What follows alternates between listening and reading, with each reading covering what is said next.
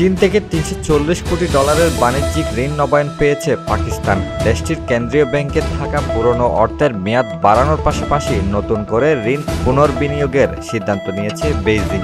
স্থানীয় সময় রোববার পাকিস্তানের অর্থ মন্ত্রণালয়ের এক কর্মকর্তা জানান, দেশটির জন্য $340 কোটি বাণিজ্যিক ঋণ নবায়ন করেছে চীন।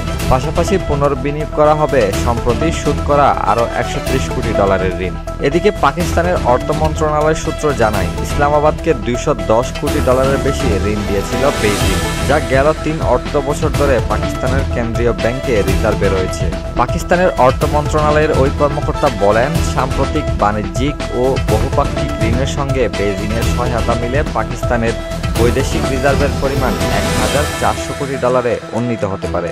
আইএমএফের দেশ শর্ত অনুযায়ী জুনের শেষ নাগাদ পাকিস্তানকে কমপক্ষে $1,400 কোটি বৈদেশিক রিজার্ভ বজায় রাখতে হবে।